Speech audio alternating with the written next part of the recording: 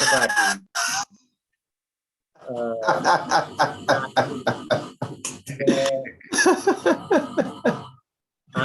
party.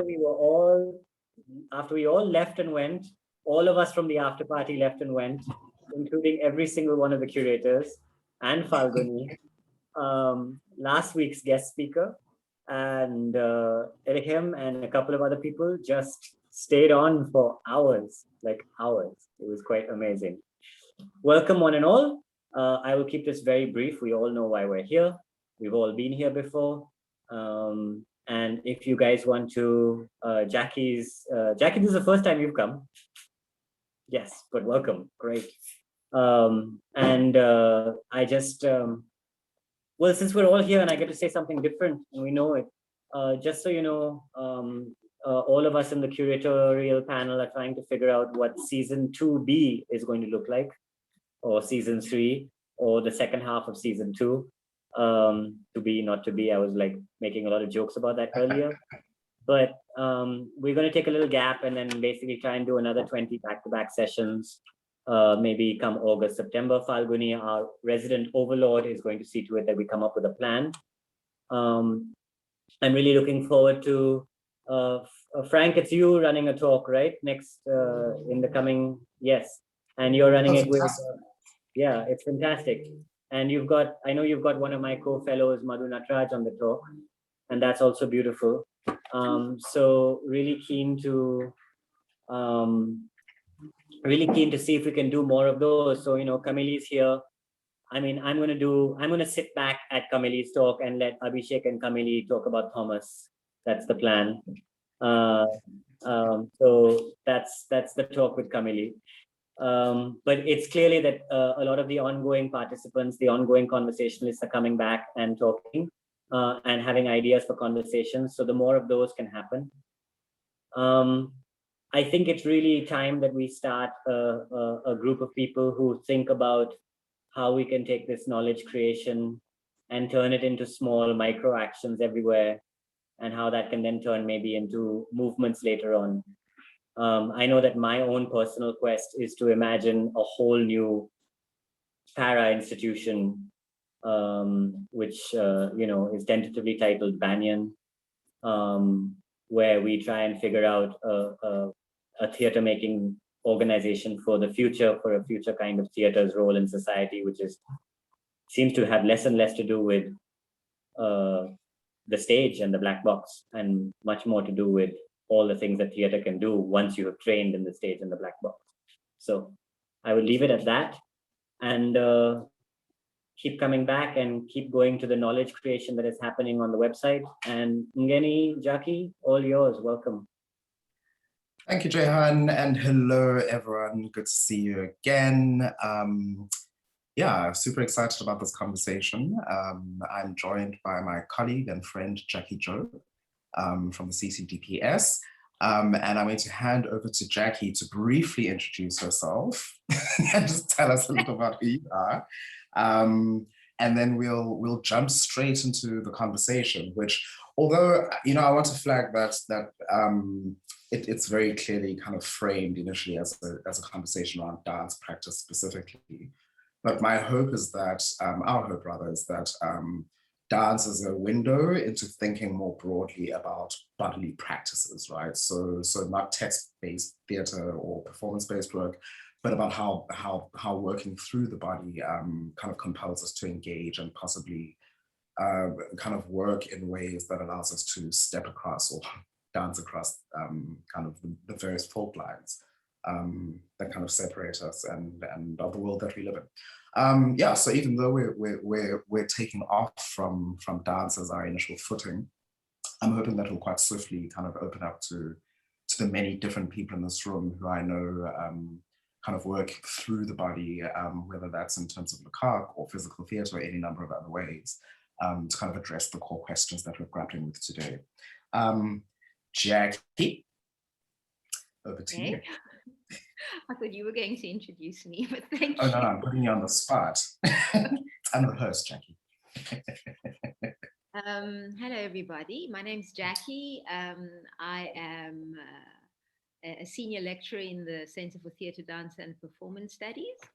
And I come from a dance background. I dance, I make work, I perform, I teach. And one of the interests, something that's really ameliorated my practice and my philosophy of the body over the last few years, is I incorporate Buto principles into my teaching, or into my philosophy of the body. Brief introduction. Yeah, so just Bongeni was saying how it's true, to want to move away from just sticking to the dancing body and how we bend our knees and jump, roll, and turn. It's what really interests me about the body is, and I think that really animates my practice, is that one of the, I think, fundamental pillars of the way I think is that I like to think of my body as not just this body, not limited by the class or racial or gender distinctions that we, the kind of way we signify bodies, but what really animates me is the sense that my body is energized by what's inside, outside, and around me, and all of these different elements, and difference here being a very important word. All of these different elements kind of interpenetrate and create something that's much larger than any part in itself, and much larger than just what this body seems to signify. And so and I find that very exciting, and it kind of gives me the the imagination that I can carry on performing for a long, long time still, because that there's not like a sell-by date, for this body, because it's not just this body. And yeah, I guess that's kind of a broad introduction to where I'm at right now, and in response to Bongeni's introduction. Thanks, Jackï. Yeah, going beyond dance. Yeah, so I'm not sure how familiar people in the room are with what's happening in South Africa right now. Even in preparing for this conversation, I was certainly confronted by a question that keeps on returning to me over and over again. There's this kind of massive crisis, and I'll tell you a little about it now, going on outside, and trying to make sense of what it means to be sitting in a space of art making, in the midst of doing things that seem frivolous, for want of a better word, in the context of the kind of real pressing, urgent things that are happening immediately outside our front doors. Yeah, and I'd like to circle back to that idea, but just a bit of context for those who don't know. Since Wednesday, Thursday, Friday last week, there have been massive protests around South Africa, initially in response to the imprisonment of former President Jacob Zuma on contempt of court charges handed down by the Constitutional Court, so it's our apex court.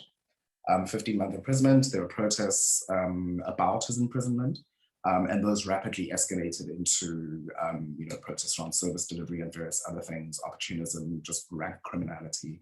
But there's been this massive looting on a scale we've never seen, of warehouses, of shops, of malls being burnt down. It's properly crazy out there.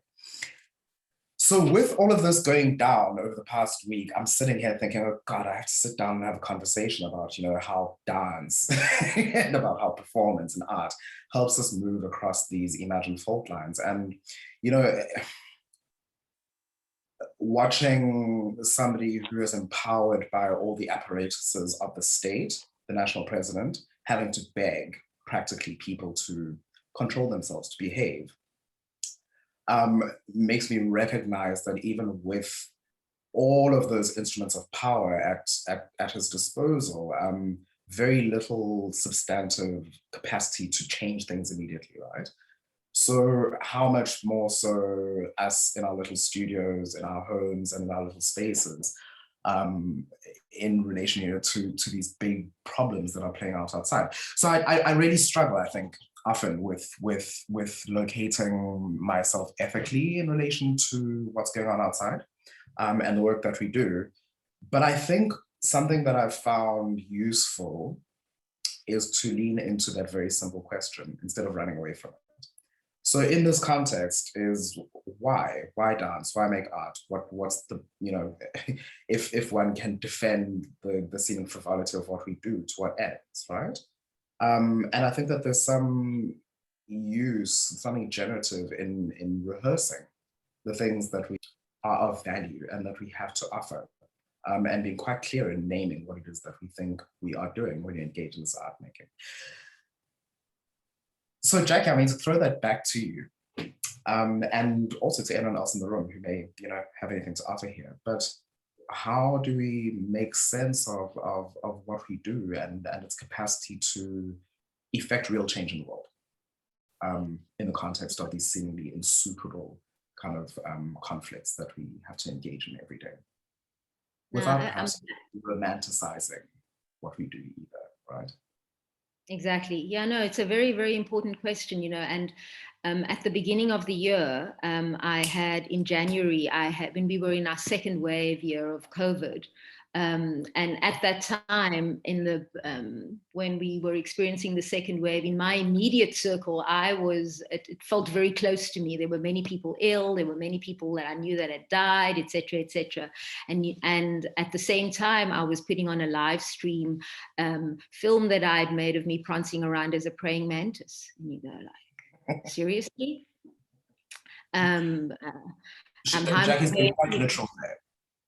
You know, how do I justify this? How do I go and sit and go, welcome to this show, when we know that we're experiencing such heartache right next to us, right off screen. And then I was thinking, you know, like you said, like lean into what it is we're doing. And the idea of presence became quite, I really started thinking about that. As I said before, the idea that I'm not just my body, but there are all these multiple elements interplay all the time. So other than my being present, as in you see me in this space now, this particular body in a particular time, there's also this presence of the things that are invisible. And that is carried through the practice, and so and that comes through. It's about making that invisible visible in other ways, other than the toy and other than these all robust ways of saying that we are being activistic and that we are acknowledging all the things that's going on in the world. But there are multiple ways of doing that too, and we can do it through our practice. So I needed to remind myself of that. That how presence translates in that way too, the presence of what is absent, the presence of what's in one's imagination, and in that sense might be absent out there, but because through the performance it becomes present. And then even the idea of time, you know, the presence of this moment. That it's when one starts thinking about this interplay of multiple things, then you draw on the past and you shaping in this moment. Now you are informing, you're reimagining something for the future. So that kind of, I needed to convince myself of that, remind myself of that once again, to feel, and I don't want to say justified, validated, but that it makes sense that I am here too, you know, and even, and as I am here, I'm not here just by myself.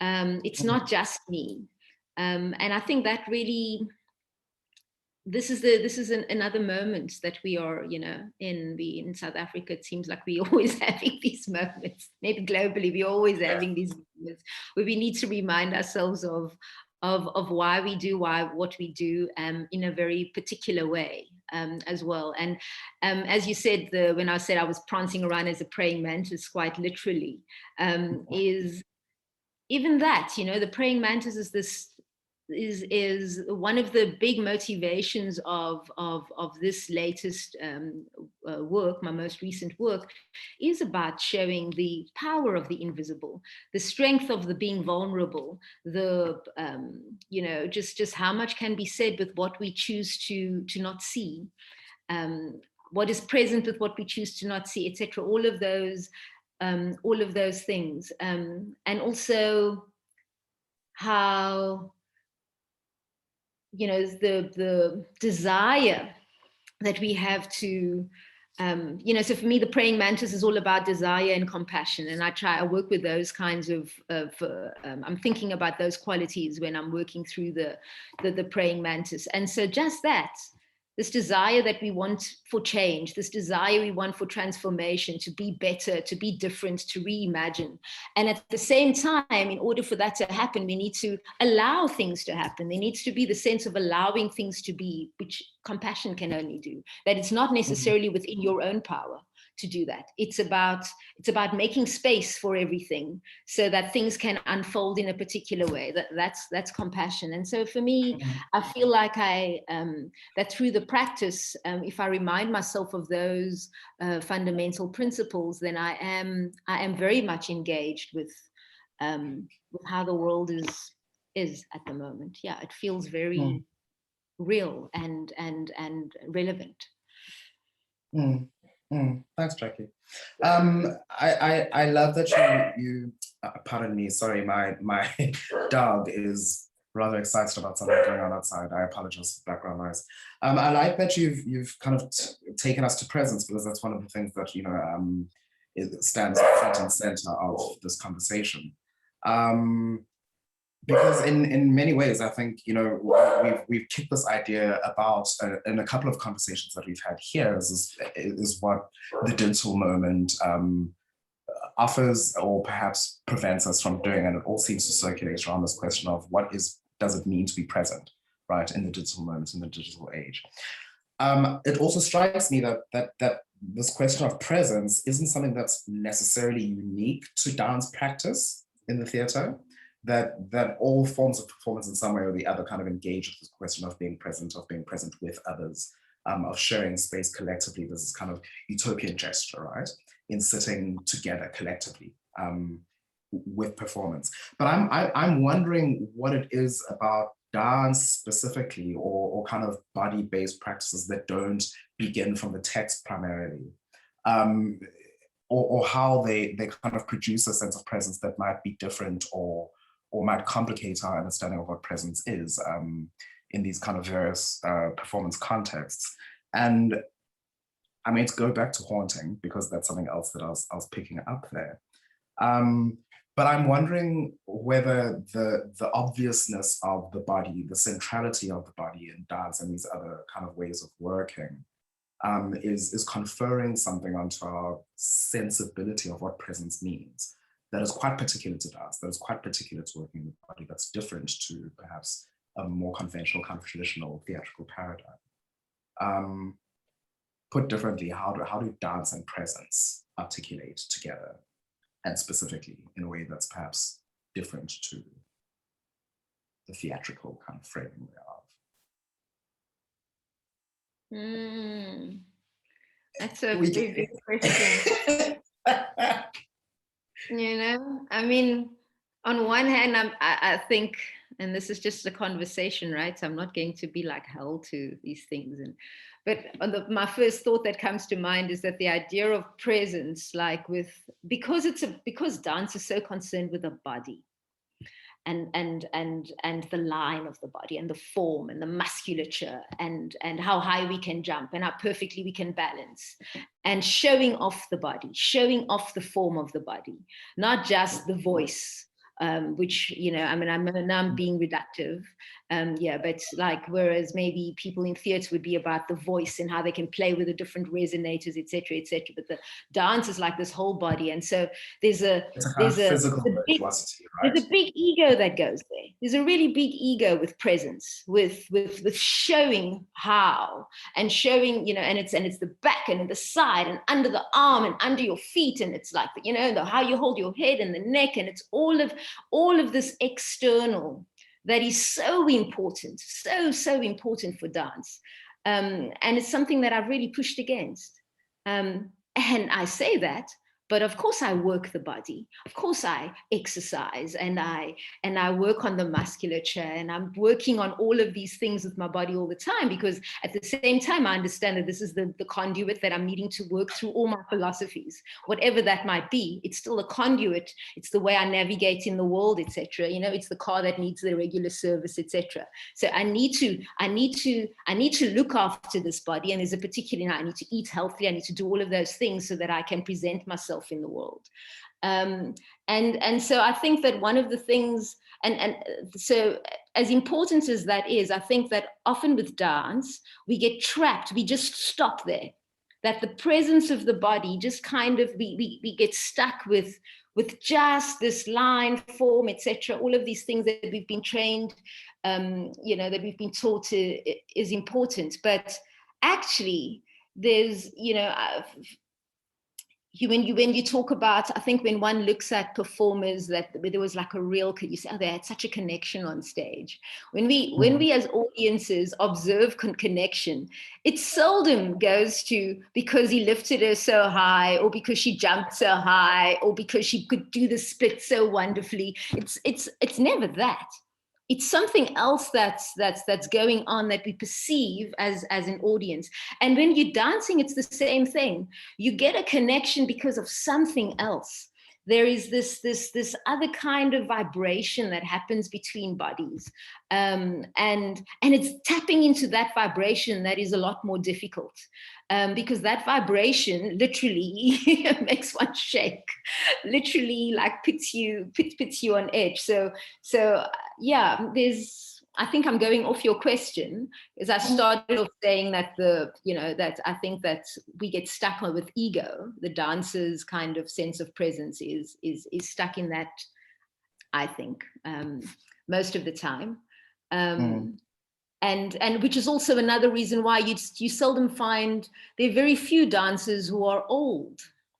And like after 36, 40 years old, it's the old dancer, you know, it becomes this older body. It's like, and all of a sudden it's like a completely different category.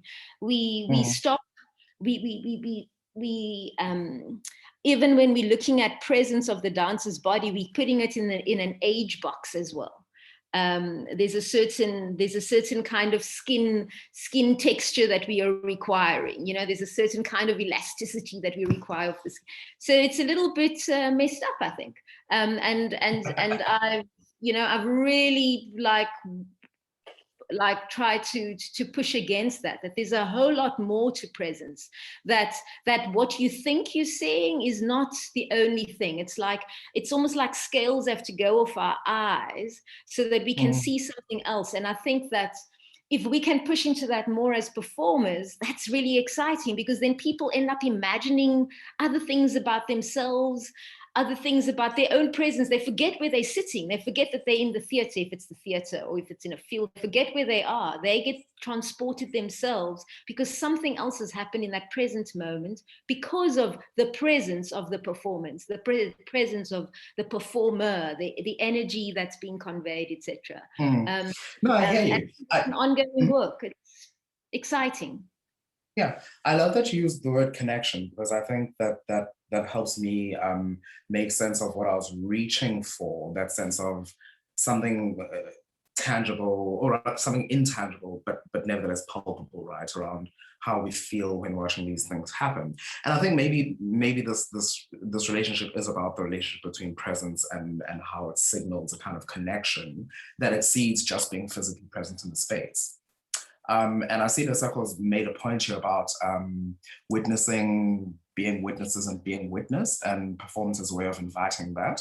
And I 100% agree. I wonder if that sense of connection is founded in recognizing that these people, these bodies on stage, whether that's a kind of conventional stage or site-specific, whatever the case may be, aren't just present in the space, but they are manifesting a kind of energistic presence that comes from being in the space together and recognizing the sharing of space collectively, both with co-performers, but also with the people in the audience, right, the spectator.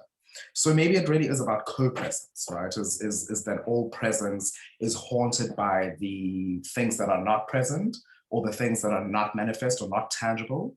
And that, yeah, that sense of connection arises from being able to kind of lean into the sharing of space with others as the foundation of the thing, rather than that egoistic, I'm here and it's just me. And so I'm also wondering the degree then to which we can think about a kind of an additional step in that presencing, right?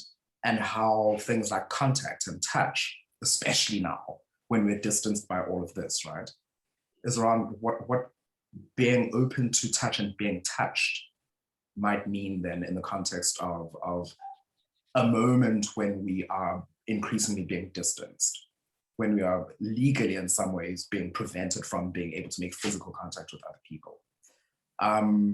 And what that means then in terms of connection and in terms of recognizing our presence is founded in both a material contact with others, as well as this kind of philosophical or imaginative sharing of space with each other. Can I? By all means. Now, I just wanted to, before going on to the contact and touch, but it does link, you know, you're using the words, the presence of things and the presence of others, and I think it's important to lean into things and lean into others, and that then when one leans into the kind of the sense behind those words, then it goes beyond just the people in the room. That the witnessing is not just about people that are witnessing, because as soon as one kinds of, as soon as you start, or for me at least, I mean, over time, it's the centralizing being human, the importance of being human, and only human, and that we are above and over everything else around us has become less and less important.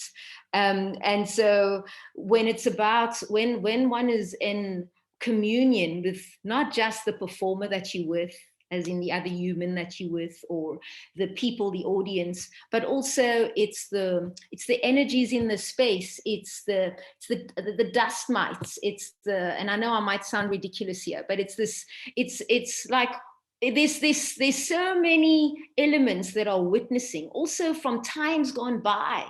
You know, like from before you entered the space, there was something, there are other things, there were other people in the space, other worlds existed there. And so there's this, all of that comes into play. And so the witnessing is vast, you know, and then if one has that kind of sensibility, then you're not playing forward. You're not only playing for the audience that's there in front of you or around you, or what, you're not just playing in that way, you're playing underneath and inside, and you're playing, and all of a sudden everything becomes a lot more generous.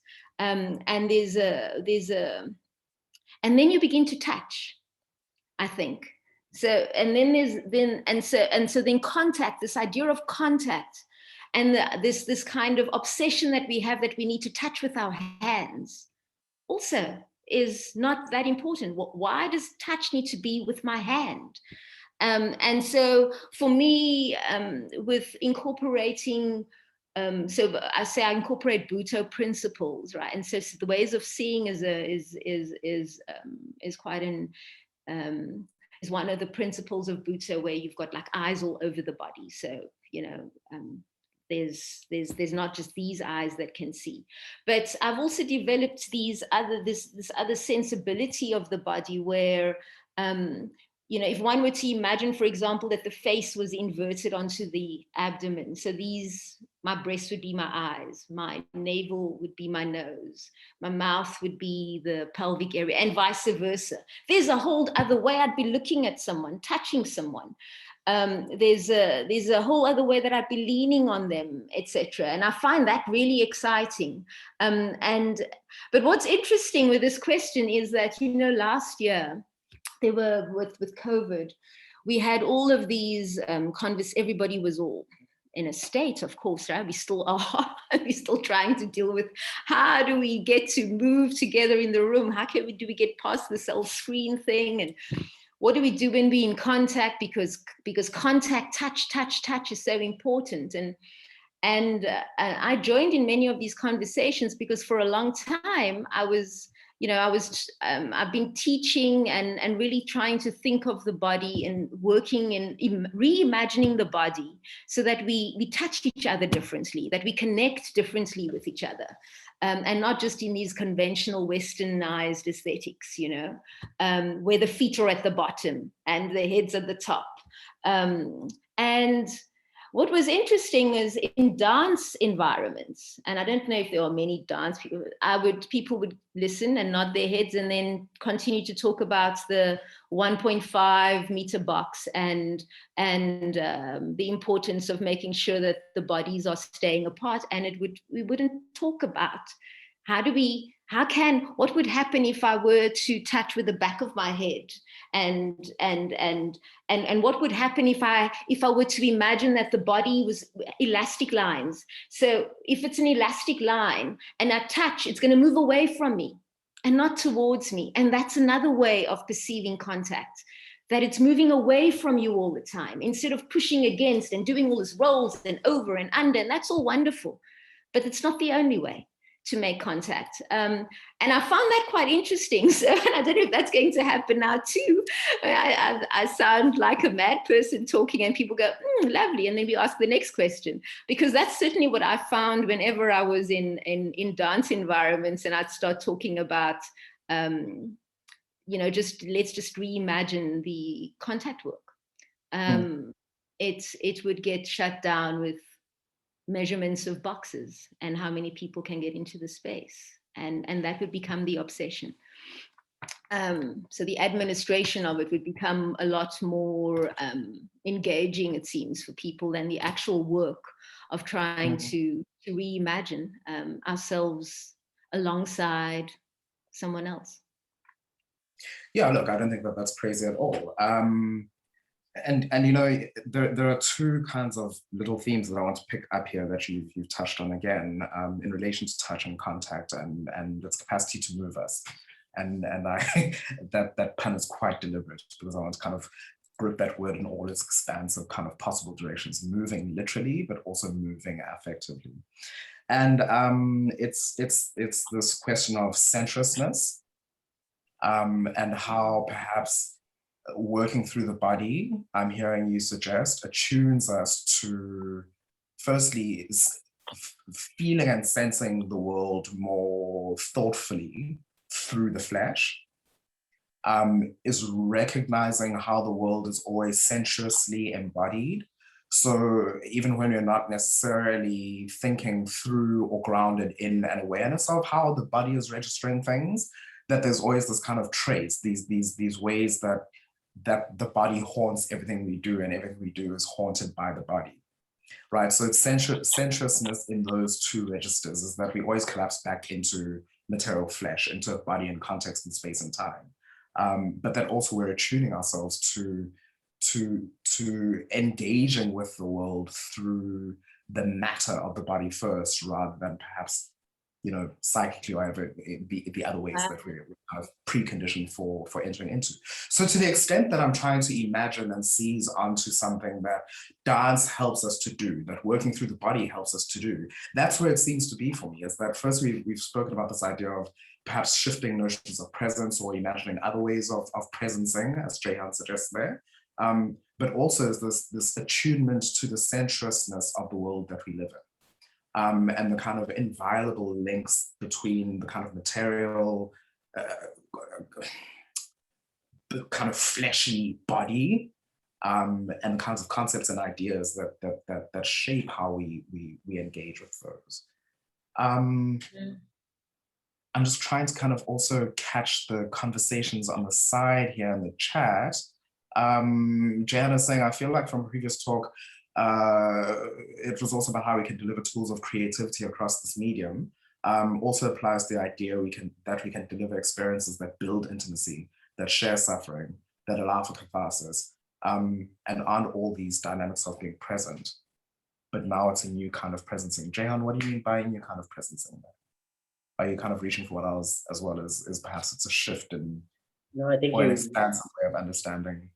You already mentioned, like, as I was suggesting, was exactly, you already folded it into what you were saying. So I'm just listening in right now. I'm just trying to think about the counterpoint to this is this yearning to go back to space, yearning to touch, yearning to go back to learning the way that we did in physical presence. I'm a little confused because we look at it, here's where I am. We look at it as sometimes we're celebrating what is now possible and the fact that you can actually create a lot of experiences in mediated environments across great distances now because the digital allows for that.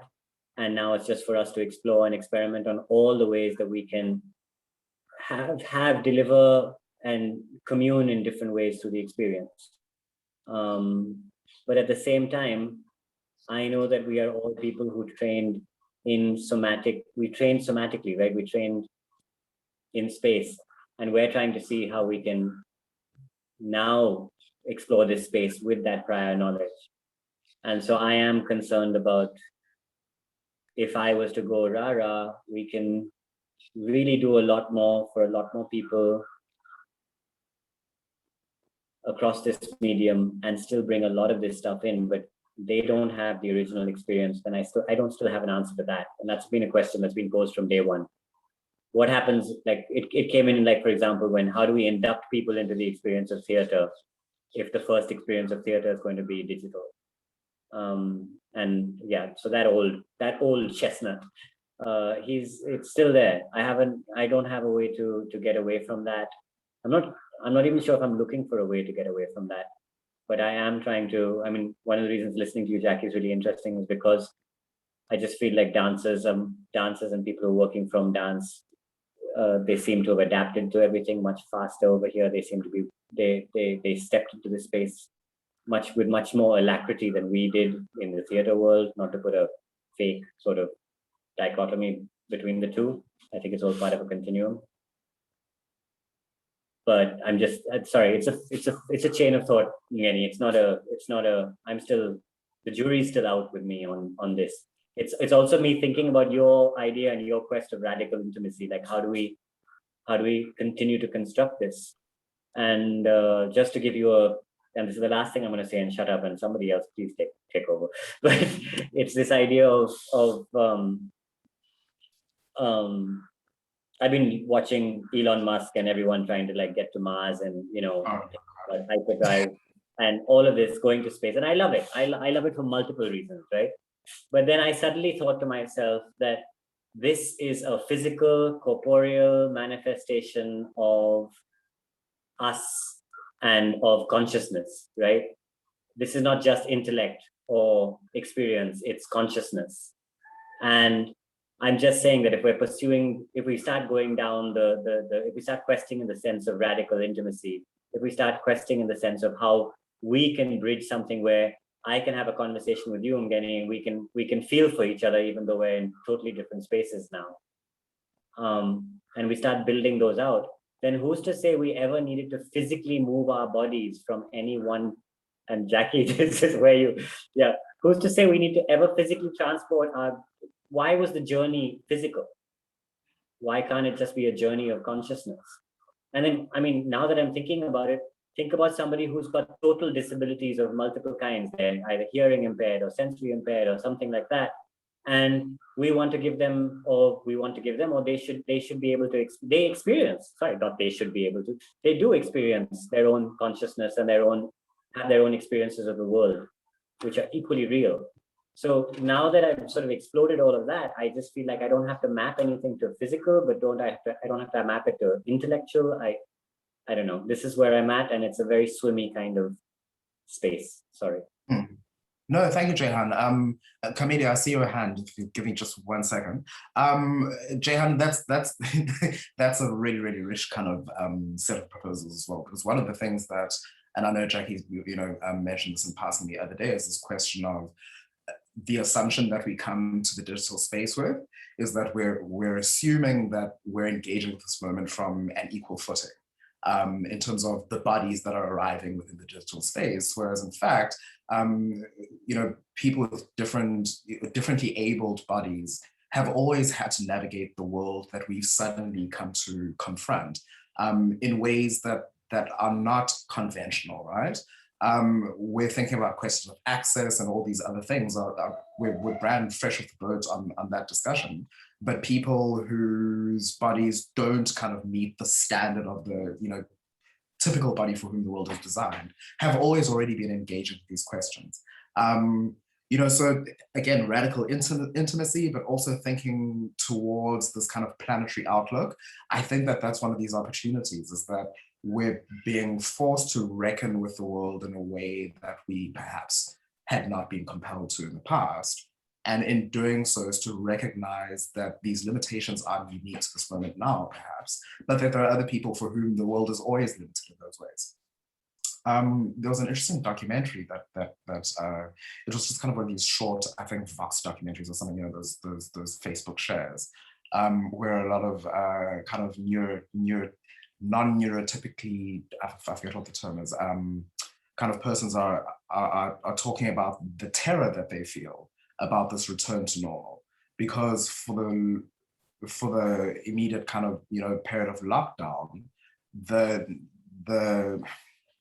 the ways that we've been forced to engage with one another has actually opened up doors for a lot of people who otherwise would not be able to inhabit the world in a particular way.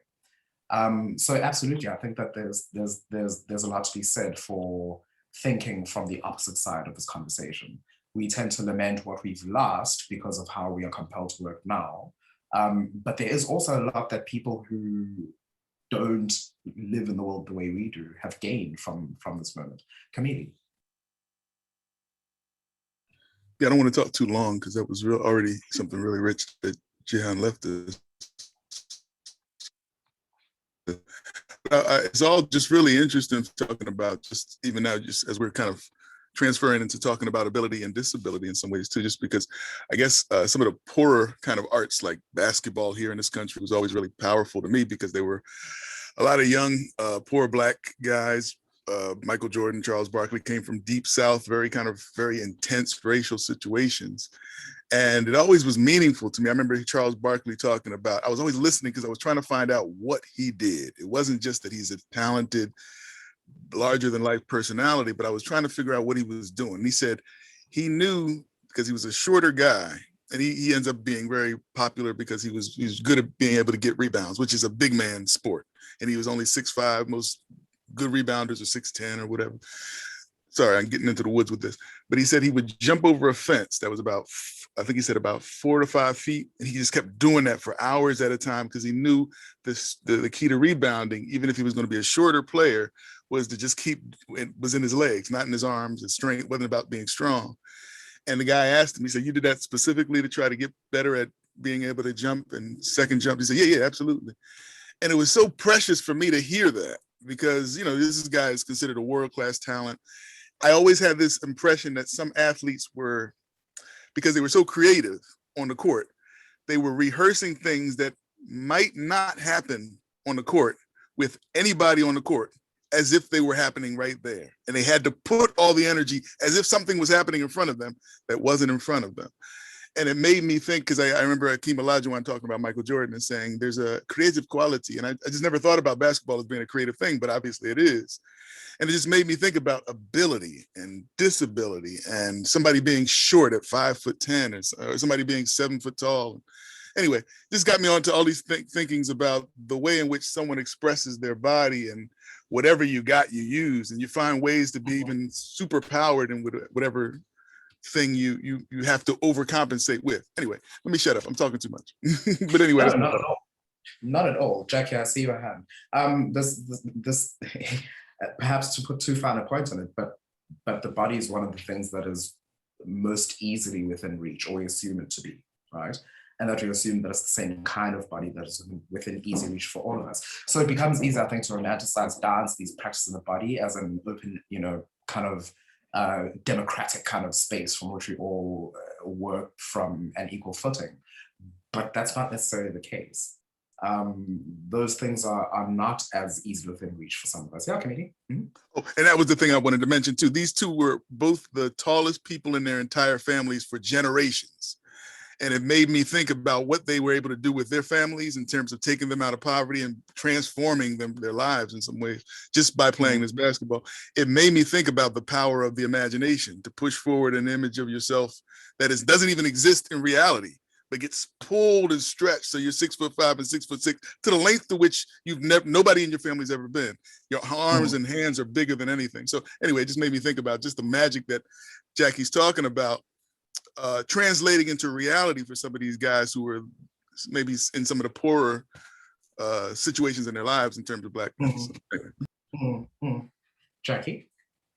Yeah, I mean, I appreciate you saying that. Because when you were talking about him jumping over this fence over and over, I was thinking about the importance of iteration, you know, and it's like fake it until you make it. It's you have to believe it. You have to really imagine it, and you keep on reinforcing that imagination. You keep on doing it over and over and over, and eventually it manifests. It manifests in the way you are, I mean, to use the word that was used before, the way you are being witnessed, but also the way you witness yourself, the way you experience the world. But Jayon, you were talking about when he was saying, when you were talking about how does one get, like, you know, people into these things, these questions that you were streaming with. How do you teach people for the first time, etc., and all of that? And I was thinking that it's not so much about, you know, I think there's something about the quality of what we're doing, and not so much like there's a certain kind of quality that goes into the consciousness, and I think, you know, you were saying, so because I don't think that it was easier for dancers than it's for theatre people. I think both across the board we are struggling with the same kinds of questions. But for me, when you were talking about consciousness, I was just thinking about this idea of consciousness. So Agamben speaks about consciousness and experience, and this idea of that what we experience prior to speaking, prior to articulating that experience, is consciousness. Right? So prior to putting it in words, in a language, and in terms of our performance, I mean, I could speak reductively and say that the discipline of the dance, or the way we're going to speak the words, etc., that would be a kind of the performance of everything that we'd rehearsed, right? It's like of the experience of before, the experience of the process then gets shown in the way we articulate it. But that experience before we articulate it is consciousness, and that gets shown through gestures or through sound, through things, through actions that have got no like kind of particular form yet. That doesn't have a particular form yet, and that is a magical moment. That, I think, is so leaning more into that kind of consciousness, and only the body can, you know. So that is done through the body. So you were saying, so does this whole experience now mean that we just can sit and never have to leave our spaces because this digital space is so powerful? I don't agree, because we experience things, we arrive at consciousness through the body. Before we begin to articulate it in a particular form, in a particular kind of style, it's our experience that happens with through our senses, etc. And then when it comes to radical intimacy, so you were talking about bodies that are struggling, and, you know, bodies what happens if you don't have sound, if you can't hear or you can't see. So I have this one very good friend who is really sensuous. And she had a gorgeous woman, and had a very kind of active life in all kinds of ways prior to a terrible accident that happened when she was 21 years old, which rendered her paraplegic. And she's still, 20 years later, very, very sensuous, and still having active, radical, intimate love lives, right? And so I think that word radical intimacy is also about how we perceive intimacy. So for her, for example, and I think that this is that looking at bodies that are not as capable, right? That are capable differently. I asked her once, I said, how is it that you continue to have all these lovers, and how is it that you're remaining intimate? And she said it was about memory. So she remembered, and she remembered certain sensations. And even though, so she talks about the moment when she discovered that she was paraplegic, and the doctor comes and he does the needle test, right? You can't feel anything. He pushes and he pushes and she pushes. And basically he says, like, you can't feel anything. And yet she could convince herself through a consciousness, because of an experience that she'd had in the past, and really, really reiterating that imagination all the time, pulling that into herself. She could then begin to feel, even at places where the doctor said she couldn't feel. Even where she was told she wasn't able to feel, she's able to feel, because of her imagination, because of drawing at her consciousness in such a deliberate way.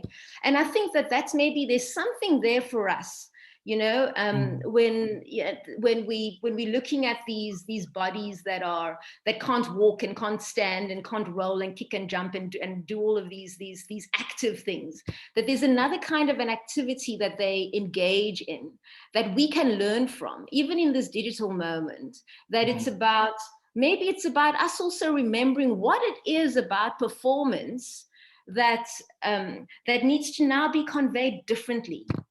And it doesn't completely deny the one. It doesn't say that this is the only way. It's actually calling on different things, gathering them together, and then in that gathering, something else is created. And I think that's, for me, that's what radical intimacy is about. That it's not just, it's now we're so radical because we can fall in love through the screen. But there's something that we have to do with the way we think. And that thinking is very much connected to what we do. And so we can't be talking about, because we're thinking all of these things, it means we never have to move. The movement is going to provoke the thinking. The thinking is going to provoke. It's all kind of working together. I mean, that's kind of what I'm thinking. In terms of 100%. Those two things kind of constitute one another, right? Is sensing and being in the body constitutes how we think, and how we think informs how we sense being in the body. I think that's already powerful. And how we remember, and then when we remember, we push, remember again, we put the things back together again differently. Something else is going to happen. And I think that's really exciting, and very scary, as it must be for somebody who all of a sudden gets told you can't walk any longer. It's devastating.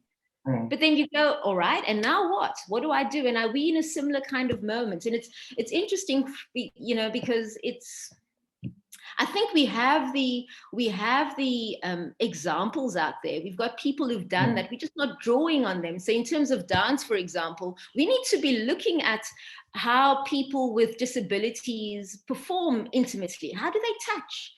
And they touch awkwardly. They touch differently. They touch with difficulty. They touch with, there's a whole other way of moving.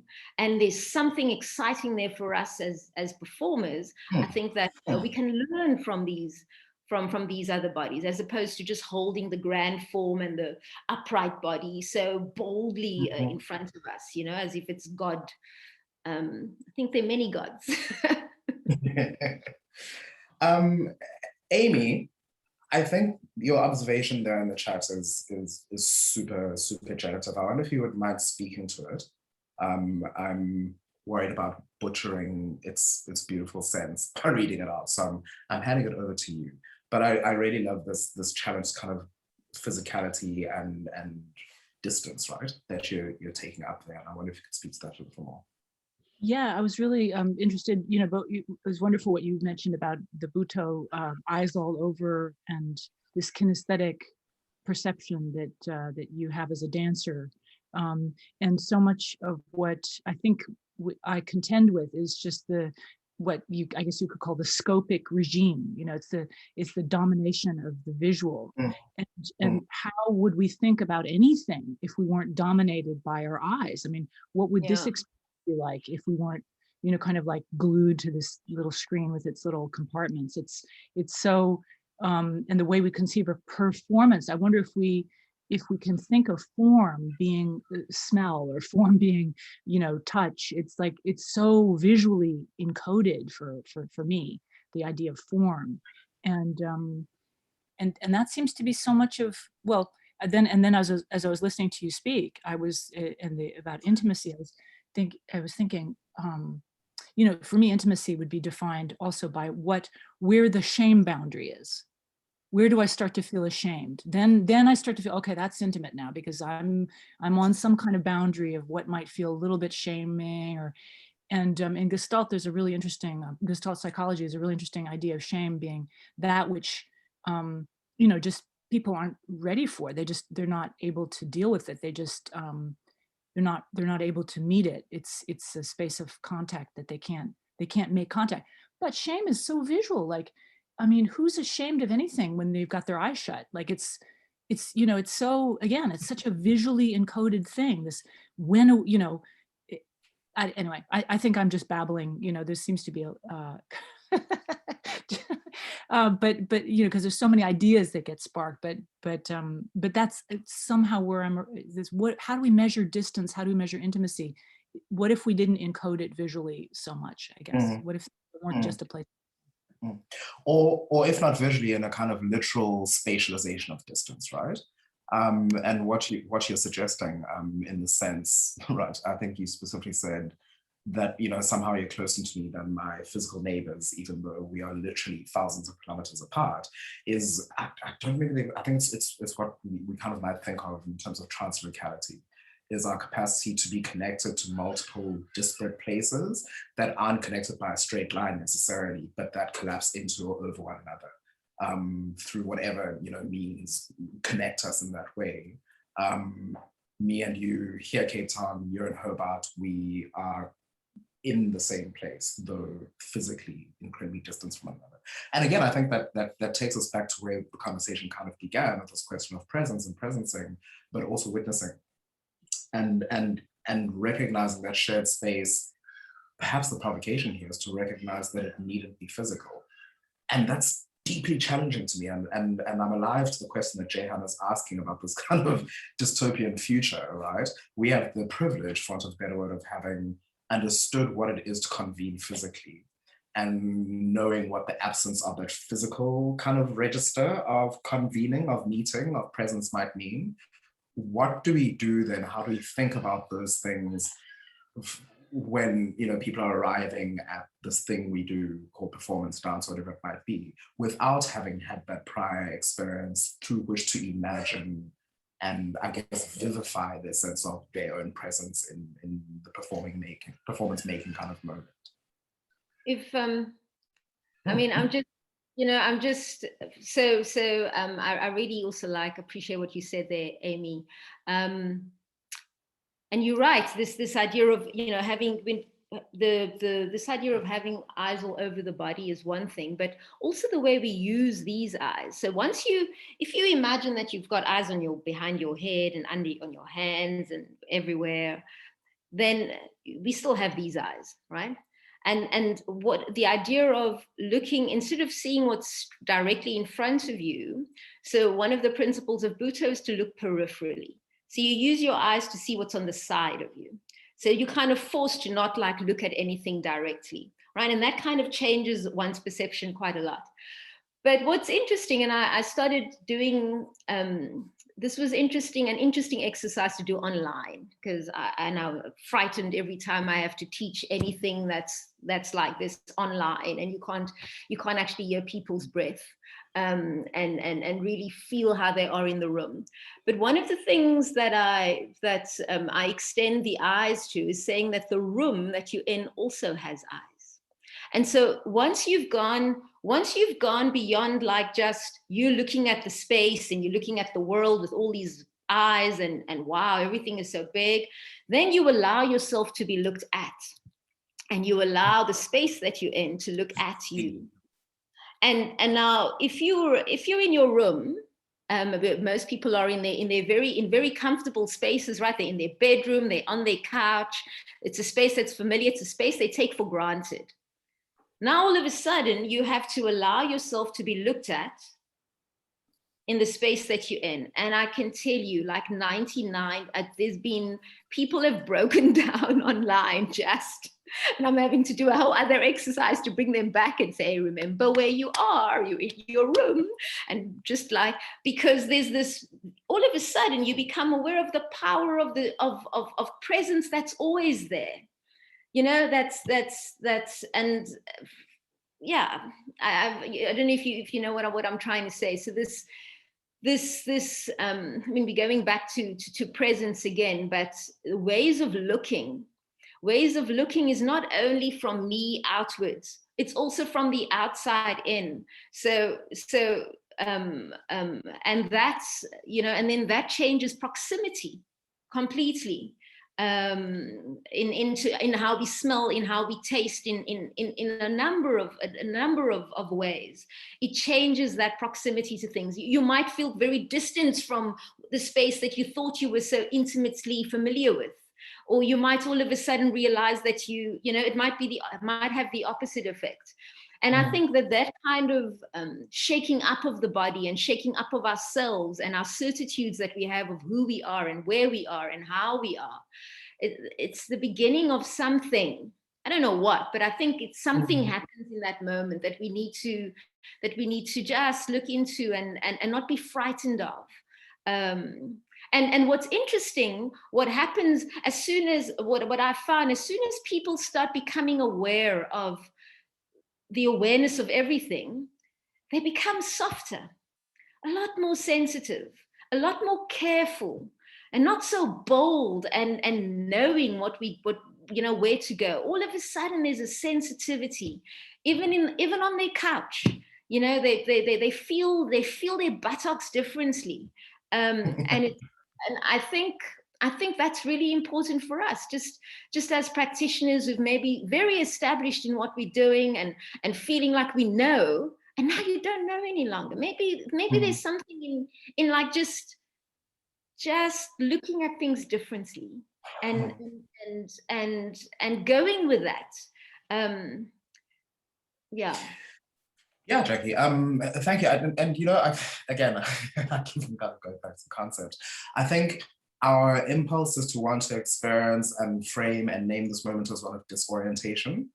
But I wonder if it's more productive to think about it as not even reorientation, but a kind of unorienting moment, right? Where we are being compelled to recognize that we have been oriented in a particular way, and to find ways of disentangling us from our fixity within those orienting structures in order to recognize the possibility for other ways of becoming oriented differently, right?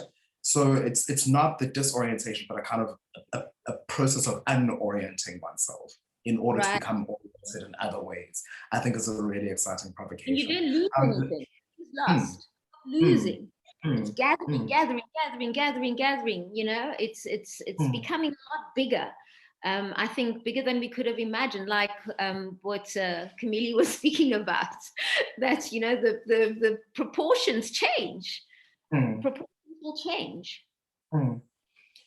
Lesego, I missed your hand earlier on, my dear. I see that it's been up for a minute.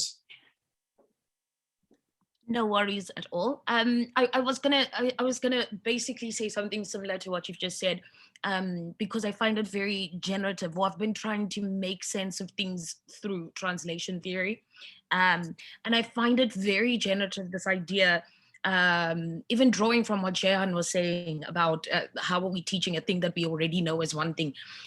I think it's all just translation. If I move to France, I speak English they speak French. So it starts with me saying, oh, wait, where I'm from, we say hello. Oh, you say bonjour? Okay, cool. And then it becomes, oh, now I know how to say comment ça va? And then they know how to say, I'm fine, how are you, right? But it's that in this sharing of, oh, I don't know how to do that, so I'm gonna tell you how we do it. And the sharing of, oh, I don't know how to do that, so I'm gonna tell you how we do it. It's not so much that you absorb what is mine and I absorb what is yours, but that in the sharing, something new is emerging. And that something new is a new language. I always think of language as just disciplining instinct, as systems that discipline instinct. Dance is a disciplining of instinct. I take a step because I'm walking, because that is my instinct. But then I am taught to point my toe when I take the step. And that is a particular kind of disciplining of instinct, right? And we have these instincts. We have the instinct to communicate. We have the instinct to share space together. The instincts are there, and we're just, I think, finding a new system of disciplining it or disrupting the discipline that already exists. Thank you. Yeah, that was amazing. And the question of, I really like this idea of language, and I'm going to add language and perhaps form, right, more broadly conceived, as a way of disciplining instincts or what would otherwise bubble up ungoverned or uncontrolled. I think it's a really interesting provocation. We have about 6 minutes left in the official portion of the conversation, which, as we know, ends at 1/4 the hour, or 1:45 in India with its weird time zones with half-hour increments. And then we'll go into our kind of water cooler chat thereafter. Yeah, so I guess by way of beginning to close off, I want to take up Amy's provocation to think about intimacy as a shame boundary, and the kind of radical intimacy being our capacity to kind of push through what we might experience as shame, as being disoriented, all of these other things. I think they're all connected, right? It's about recognizing that precarity, being off-center, being off-center, to kind of use the dance thing for a second, isn't necessarily a toxic or dangerous or unsafe or, you know, situation to be in, but that if we embrace and recognize where we're coming from in those moments where we're confronted with our boundary to shame, something incredibly generative can happen if we open ourselves up to it and recognize that the stakes perhaps are lower than we think they might be, that boundary is an imagined one, and all we need to do is orient ourselves differently, is open ourselves to other ways of being oriented towards these questions of shame. I wanted to, yeah, I'm just trying to kind of pick up on any last bits of things that I might have missed in the chat. Yeah, okay, so Jehan is asking again, but then how do I go back to I have to go back to school. How am I running a drama school through this time of the digital? And I think jackï. Carefully. Sorry? Sensitively and carefully, says jackï. Carefully. Yeah, I think, yeah, Camille? Mm-hmm. Yeah, I just wanted to speak to some of what Jehan's concerns are, because it sounds like it's connected with what jackï was saying too. You know, I've been diagnosed as I guess they call it socially anxious. So I'm you know, it's a difficult thing for me to be around a lot of people, right? I'm good with 3 or 4 people, but larger than that, and it's just a huge amount of input, right? So you know, when I gravitated from writing to theater, it was always a thing that energized me, right? I was very nervous in front of people, and on a certain level, I was kind of used to having to deal with that all my life. So it was an engagement with a lot of input all the time. So when jackï starts talking about those exercises where you have to imagine your room as having a bunch of eyes around you and everything, I can really relate to those things because they really feel real to me, because I'm used to feeling like that, right? Maybe, and so I just say that in some way to just talk about sensitivities and what those sensitivities mean in relationship to them moving through our bodies in some ways, right? So there's some exercises she talked about I can really relate to, you know, and I wonder if that speaks to what we do as human beings to compensate, right? Like what are our prosthetics that we use that we don't even know are prosthetics for us, that allow us to do amazing things out in the world or amazing things on stage or whatever, right? Because I know I need prosthetics, and I couldn't even tell you what I've been doing in order to compensate for the shyness. So anyway, I just say all that. Interesting. I like this idea of prosthetics as well. That kind of may or may, my dog has the worst timing, that we may or may not realize that we're using. I don't know. I'm also trying to kind of think back to that example of the basketball that you were talking about, and iterations, Jackï said, it's just the practice of jumping over and over and over that fence, right? It's building up some kind of internal reserve that is, yeah, it's a kind of physical thing that you're doing. But it's also an imaginative thing, is that you're rehearsing a physical way of doing something, but you're also placing yourself in a space where you are imagining the uses towards which you might put the skill that you are rehearsing over and over and over again, without necessarily closing it off from other things. I'm also kind of rambling here as well. Jahan, is that I had? No, I rehearsed things over and over again in my mind of things that could have went better, from socially awkward situations, being socially awkward. And so that puts you into a right zone when you have to play a moment out in so many different directions when you're rehearsing, or you're playing a moment out on stage in front of people who've never seen this before in their lives. You already know what's the most exciting way to get from A to B to C to D to A to F, even if it's the most intimidating thing for you in a normal situation where everybody's eyes is on you. So it's just a question of how much do I want to raise the stakes sometimes, and how much I really want to be honest. I remember back in LISPA, Thomas was suggesting that somebody was confident, but they were being shy for some reason. And I remember thinking confidence is a word that really involves trust, right? Hey, I'm letting you guys know everything about me in this moment. Can I trust you? You know, hey, let me confide something in you. So it just made me really realize what this relationship I have to an audience, if you can call it an audience, because I always feel like it's a participant too. But yeah, it just gives me all these ideas about performance. Anyway, I'm talking too much. Let me shut up. Jahan?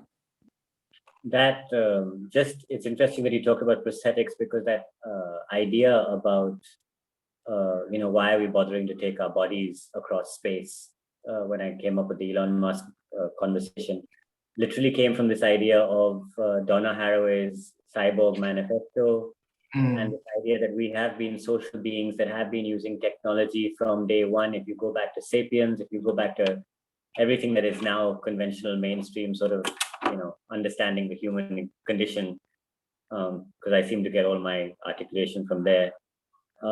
It is this, and therefore it just the prosthetics thing just reminded me about like how we are not purely. I mean, let's just look at mask.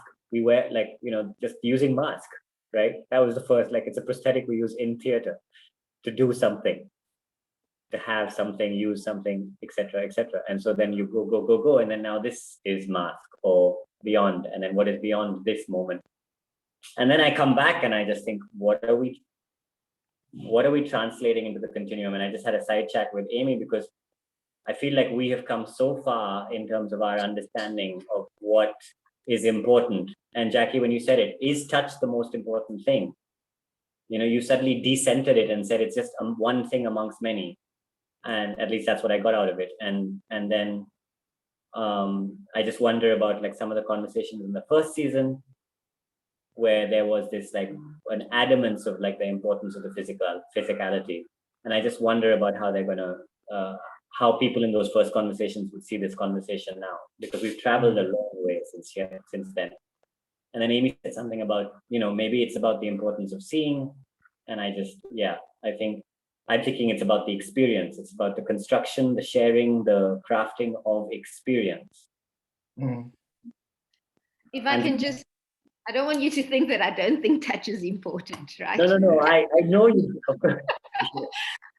I'm just suggesting that we don't stick with touching in one way, that there are multiple ways of touching and being touched. And we realize that how, you know, like and usually I'm going to the hands because that's how we touch, that's how we move around in dance with our hands and our feet, right? And it's and I'm suggesting that if we start reimagining the body, then something else could be like a hand. Something else could be used like we use our feet. Something else could be used like we use these eyes. It's about reimagining ourselves in order to reimagine the world, you know, and they kind of, it kind of works together. So, I mean, we need to, I mean, the digital age is even before, and if you think about it, it's even before this COVID moment, that this has been a question. Like, you know, I know, for example, in South, when was it, 2 years ago, when we went through it started with a hashtag Me Too campaign. That whole touching thing that happened already, there's this heightened thing of when you touch, who gets touched, who's looking, all of those kinds of questions. Then we go to the gender-based violence, and we had terrible incidences that continue here in South Africa. And there was a moment that there were protests around that at universities and stuff, and we were holding space for the students, and they didn't want to have certain people touch them, like next to them at all. And this complete kind of sense of social distancing was actually happening before COVID already. And it's a problem. It's a real problem, this sense of not wanting to touch, and kind of being hooked onto, and then shaming people through the digital space and all of that. It's been happening before COVID. It's just now that we all kind of, the people, you know, so I think that that touch is important. And I do think that we kind of, I mean, I make my daughter, I touch her, I force her to touch me, and so that because we learn so much through touch. We learn through touch, right? So, but it's not just our hands that can touch. And I think that's I don't want to come across as saying that, oh, it doesn't mean anything. It means a lot. It's just that I think we've been cornered into it meaning only one thing. It's now 17 minutes past the hour, and I just wanted to officially close off the first half of the conversation, and thank you everyone who has sat in. As I said, we'll be going into the kind of more informal water cooler chat immediately afterwards.